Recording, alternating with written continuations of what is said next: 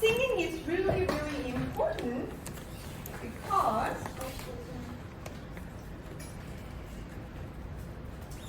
when the music education started in the United States, the first thing they did was singing, to teach children how to sing. And most education before the public school system, they had singing schools, right? Or church, the congregation has to sing. In order to teach how to sing, that was the first thing they did. They learned in music. So I think singing is the first performing that children need to learn, and we need to see it very importantly as music educators. And we want to think about what is the purpose of singing instruction in an elementary curriculum. So why is singing important? Why do we even consider that as a huge part of learning process for our students, especially elementary level? Think about voice. What do we have? If you can shout, you have a shouting voice, you have speaking voice, you have whistling voice, you have singing voice, right? Many children start with speaking because they've never heard of singing voice. So in family culture, if the parents or adults or siblings do not sing together, they don't have that experience at all until they come to school. So pre-K, kindergarten, what they mean singing is shouting. So sing loud means shout loud, right? But it's not supposed to be like that. So we want them to first differentiate what's the speaking voice and what is this singing voice. Once they realize that speaking voice is different from singing voice, they're going to develop using that voice. So that is the purpose of it, and we want for our students to experience singing alone and also with friends, as a group, as an ensemble, not just one level, but multi-level, like in a choral context, like multiple levels. We want them to have the communal singing experience, and they can do it with guidance in the school setting, and that's what we're doing as teachers. Who am I teaching? What do I know about students' singing voice? That's the first step. Before you design your singing curriculum or teach singing, you have to know where your students are. We talked about that on Wednesday, right? You have to know who you're teaching. So you want to think about, most of them have speaking voice? Yes, because they can talk. What about singing voice? What is their singing range? So if you look at that board right there, the D from B flat and C is their ideal singing range in an elementary schooling. And you want to teach go beyond that. So using head voice, how to use head voice, how to use chest voice, how to use middle voice, chest voice, middle voice. So they want to use that singing voices in that range. D to A is probably their tessitura, I think, for elementary school students. But you want to expand that so they could use their singing voice as well as their chest voice, etc. Because if you're trying to use the chest voice for upper range, it won't work, right? So you want them to experience the singing head voice as well. And you want to know if they can sing with accuracy. So here is the singing voice development measure constructed by Wachowski in 1996. This is the old version. She has the new version, which was constructed in 2016. I have it in your handout, so don't worry about it. But I just want to point out the 1 through 5 points. So this is nothing to do with tonal accuracy. This is just to know their singing voice range, okay? So 1 is pre-singer does not sing but chants the song text. So you could probably see preschool students sing and they just chant out the text whether they're singing in pitch or tune, right? That is pre-singer. So they don't differentiate between speaking voice and singing voice. Speaking range sustains tones and exhibits some sensitivity to pitch. So you could hear maybe some pitches, but remains still in the speaking voice range, usually A2, so below middle C, right? And 2C, so pretty much like speaking voice rather than singing voice. Uncertain singer wavers between speaking and singing voice and uses limited range when in singing voice. So they're kind of fluctuating. Sometimes they speak, they go to that speaking range, and sometimes they sing, so they fluctuate. So that means they don't have the tonal context yet. So when there are certain singers, they kind of assume, or they kind of pretend to sing, but they're not actually singing. For initial range singer exhibits use of the initial singing range, usually D to A, most often, D to A. And singer exhibits use of extended range, so goes beyond B flat and above. So we want to aim this before they finish elementary, so grade 5, okay? In order to measure their singing voice, you need to have the criterion song. So choose D to B flat range. Some students won't go even that far above A. Then you could stay there up to maybe 3 or 4, right?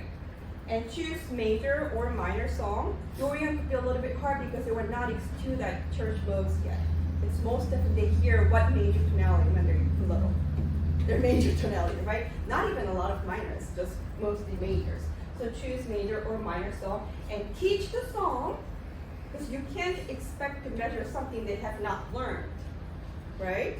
So you have to teach the song and have them sing, and then you listen carefully and determine, oh, this student, this child is a certain singer or pre-singer. Then you will see, I've collected many data for this, and there were many pre-singer students who could just not, they were just like speaking rather than singing, okay? So by using this measure, what do you know? You know how many pre-singers are in your class, or how many uncertain singers are in your class. And as music teachers, you want your students to be what? Number 5, singers, right? And that's your goal. That's how you determine your curriculum goal, okay? So you want to have students differentiate various types of voice. So speaking voice, projecting voice, or kind of closed voice, singing voice versus speaking voice, or shouting voice.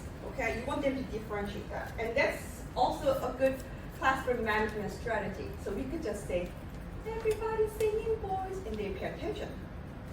And I could ask them, what do you prefer? Shouting voice versus speaking voice? Shouting voice versus whispered voice? Develop various registers of the voice.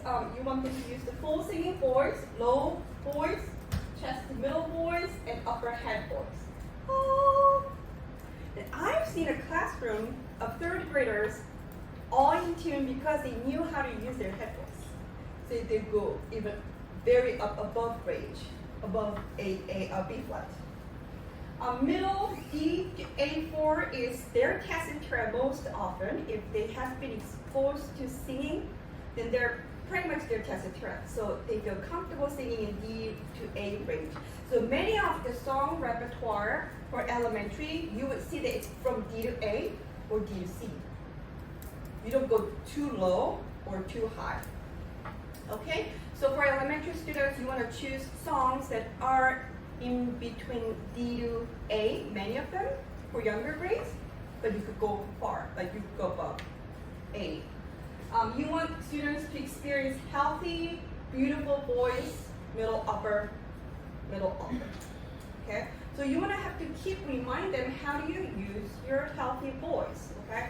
And as you teach, you will know that you talk a lot, right? Teachers do talk a lot, and they sometimes have kind of lost like what voice, because they lose their voice because they don't know how to use their teaching voice.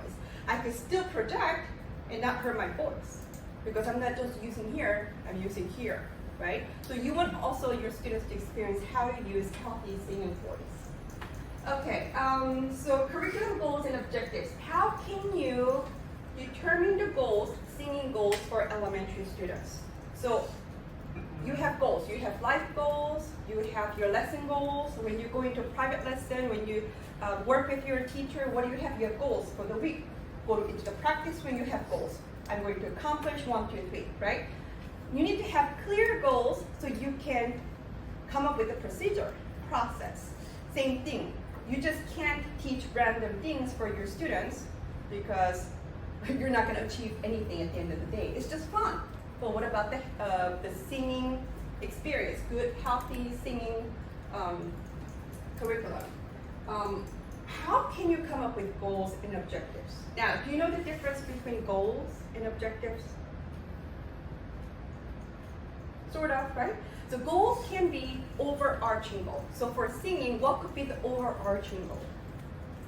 Singing in tune, right? Good intonation with accuracy, right? That's the singing goal, the goal, right? The objectives can be what students will be able to do as a result of this specific instruction. So objective is actually what students can demonstrate for me after this instruction. So it could be my students can sing so-mi pattern with pitch accuracy. My students can sing the major tonality, major song with somewhat accuracy or something like that. So objectives are what students will be able to do. Goal is the overarching goal. So singing repertoire, what do you choose? What do you think? Well, it's got to be something that fits their skill level, and Sure. Obviously, once you know like what level they're sitting at, you know, you're not going to pick something that's way above they can do. What could be the way above song repertoire?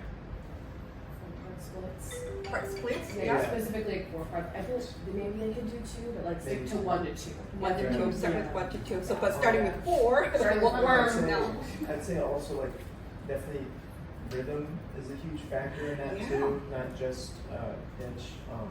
But like when you're starting out, you're gonna want to do more simple rhythms like half note, quarter note, Right. maybe eighth notes in there, but nothing like super syncopated or Right. anything.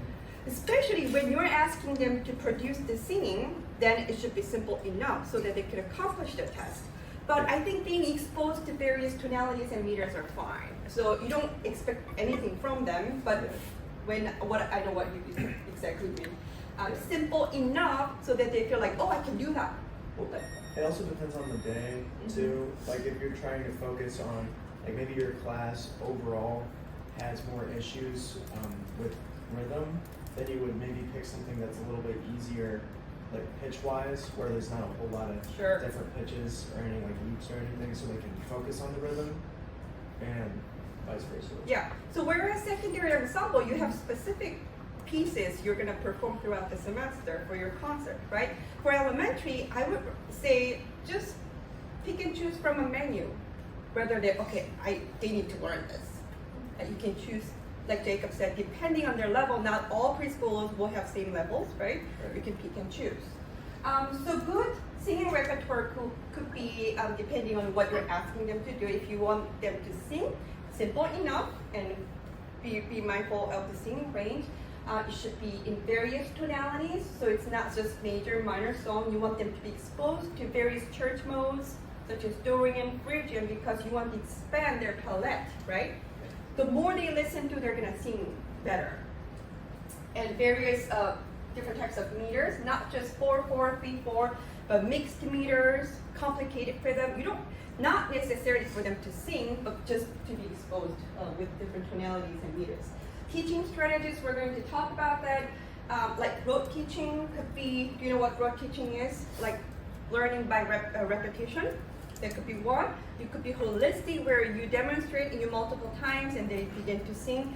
Always modeling is good for pre-K to first grade because they're going to be very reluctant to perform on demand. You can't say me first and then they're not going to perform.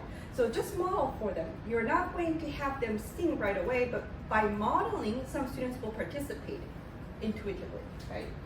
There are many teaching strategies, resources.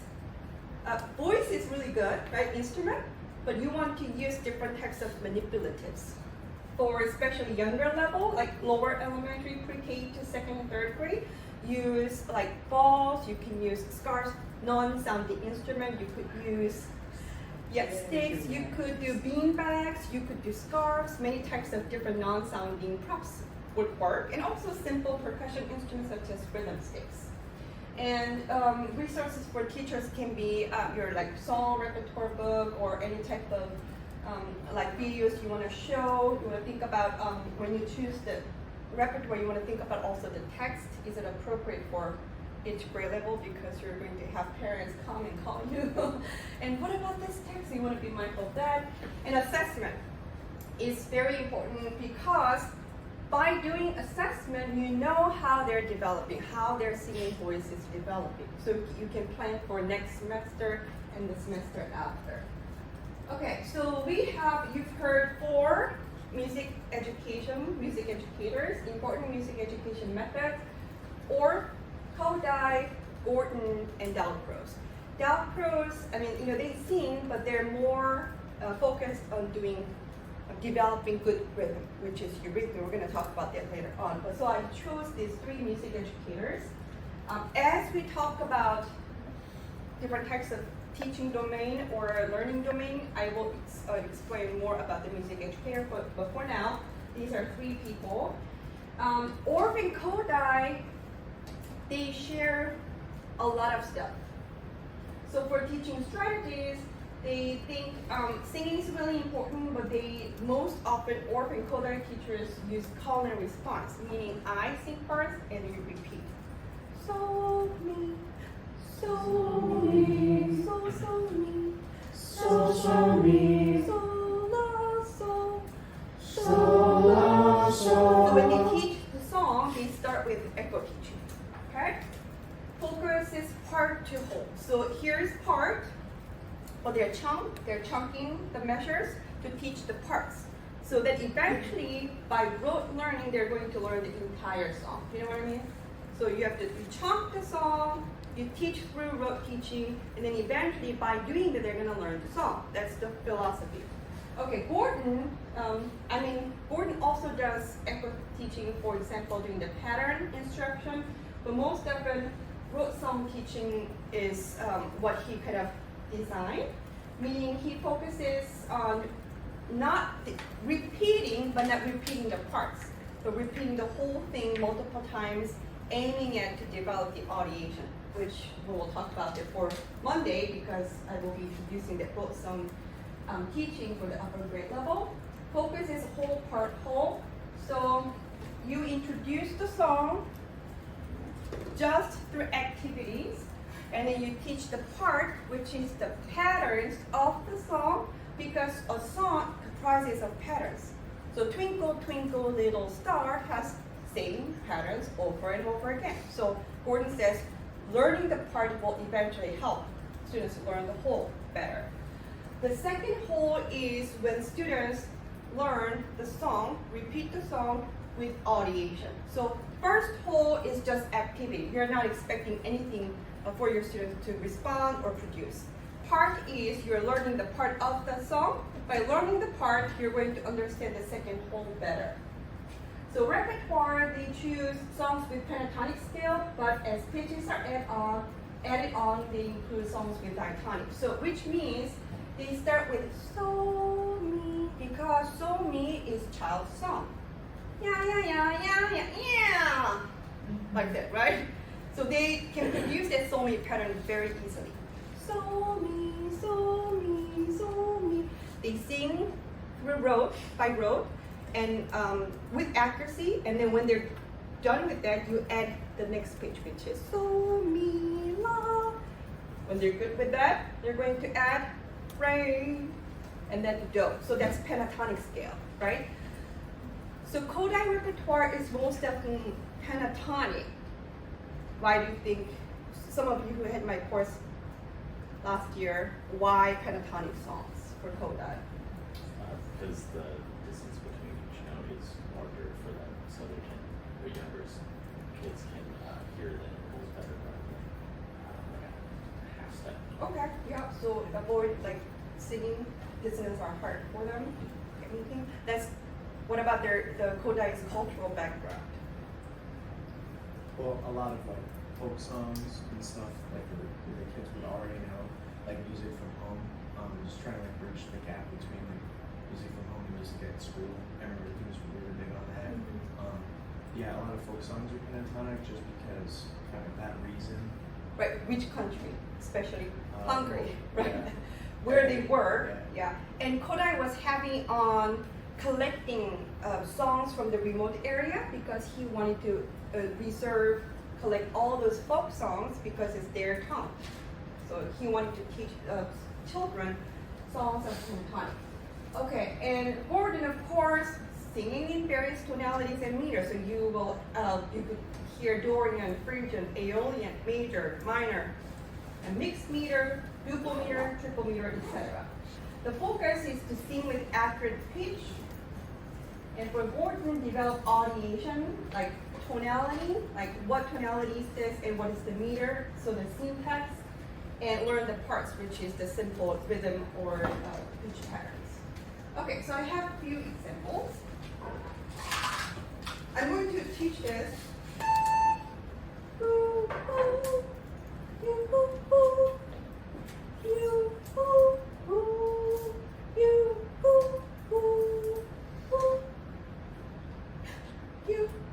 Can you show me your spider ears? Listen to my song.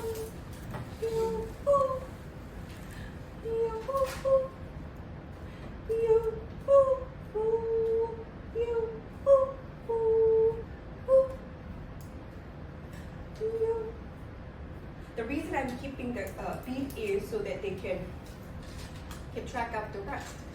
Because if we just sing, they're just going to rush into it because they want to sing. So keeping the beat will help. After me. You, you, you,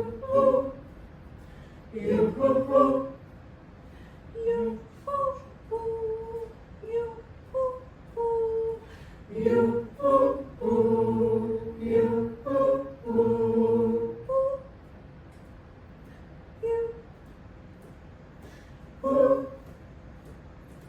you, listen to me.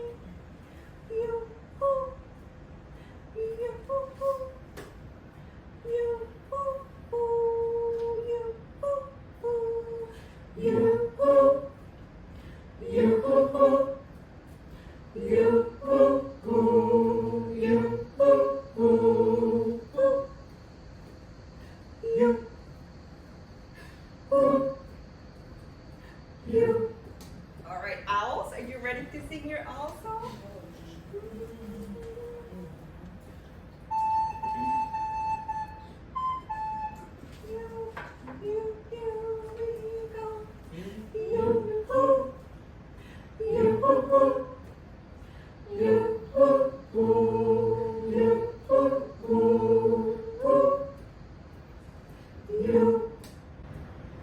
Alright, so do you think this is based in Kodai Orff approach or Gordon? Kodai, because it's just simple, right? And I taught using what? Call and response, okay? And pitch sequence, I just do so mi, right? And I check to sing with correct pitch. I can do quick assessment. For example,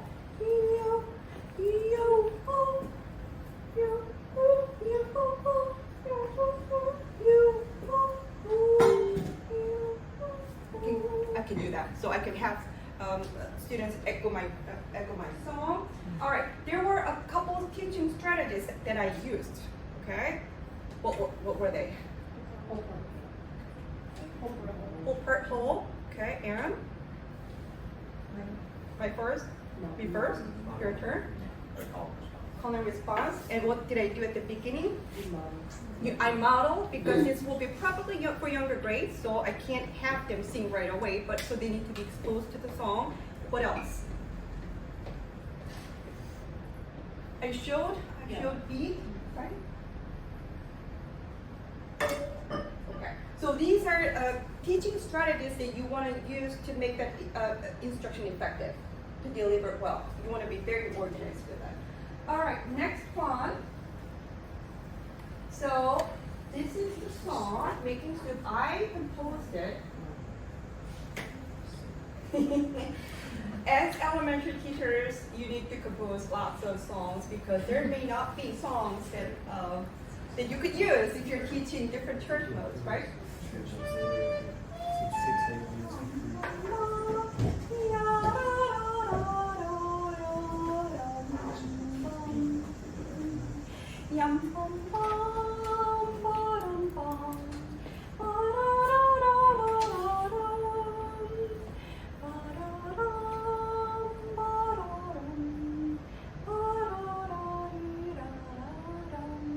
What am I doing? What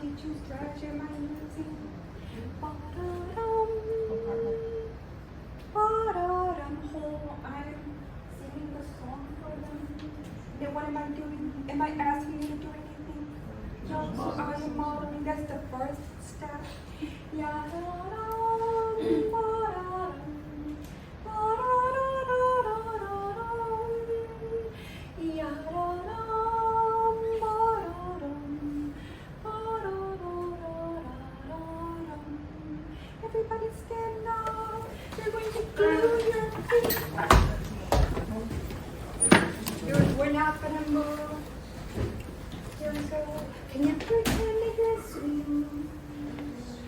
Ya-da-da-dum, ba-da-dum. Ya-da-da-da-da-da-dum. Ya-da-dum, ba-da-dum. Ba-da-da-da-da-da-dum. Sometimes you swing really down like this, or sometimes you go really up high. Can you show me? Sometimes you can go backwards, but show me your swinging motion. Ya-da-da-da-da-da-dum. Here we go. Ya-da-dum, ba-da-dum. Ba-da-da-da-da-dum. Ya-da-dum, ba-da-dum. Ba-da-da-da-da-dum. You did such a good job. Now I'm going to allow you to move around because you did such a good job. When you're moving around, what do? Are you going to bump into your friend? No. Here. No. Ya-da-dum, ba-da-dum. Ya-da-da-da-da-dum. Ya-da-dum, ba-da-dum. The reason I'm singing bomb is to maintain the tonality and then let the note sister resting down. Everybody can sit down. Alright, so it was moving with flow. And this is what an exercise, right? So this is the first whole, right? Just singing activity without any type of specific instruction, just being exposed to the song. Alright, can you show me your feet? Bouncy feet. Ya-da-dum, ba-da-dum, ba-da-da-da-da-da-dum, ba-da-dum, ba-da-dum, ba-da-da-da-da-dum. Which part, body part do you want to place the feet? Like here or here? Choose your body part. Ya-da-da-da-da-da-dum. Ya-da-dum, ba-da-dum. Ya-da-da-da-da-da-dum. Ya-da-dum, ba-da-dum. Ba-da-da-dee-da-da-dum. When you hear, uh-oh, you're going to change the beat, different body part. Ba-da-dum, uh-oh, ba-da-dum, uh-oh, ba-da-da-da-da-dum.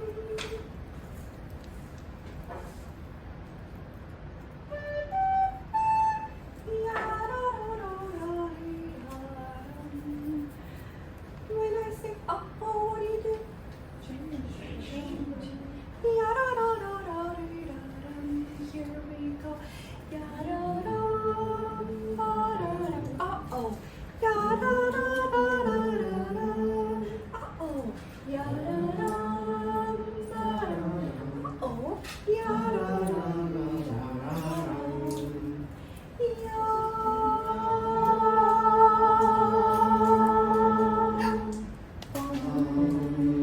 So the reason I'm saying dominant tonic is so that they can maintain that tonal center, right? So they're in tune. They're auditing the tonality, which is the Dorian, which is Dorian, okay? So this is the first whole. I can do multiple things like this just to have them enjoy the singing and moving and they love it. The part is the pattern. I'm going to choose this one. Bum, bum, bum.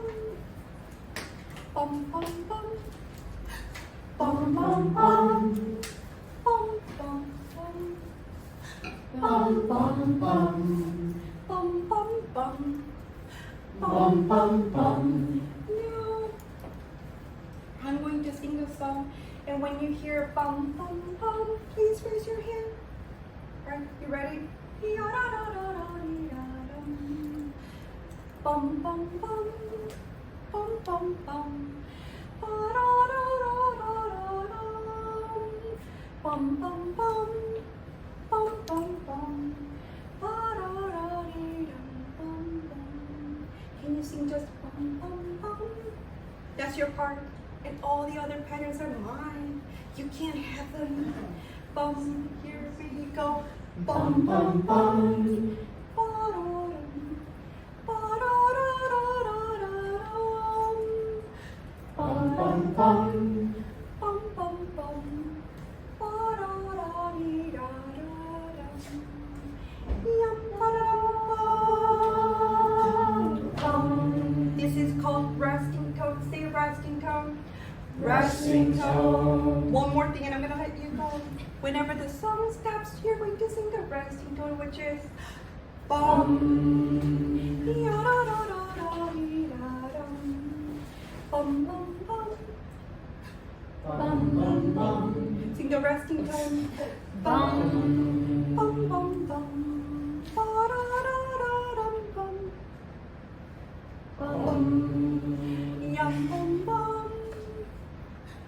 Bum bum bum bum. Ba-da-da-dee-dum bum. Bum. What do you call this bum?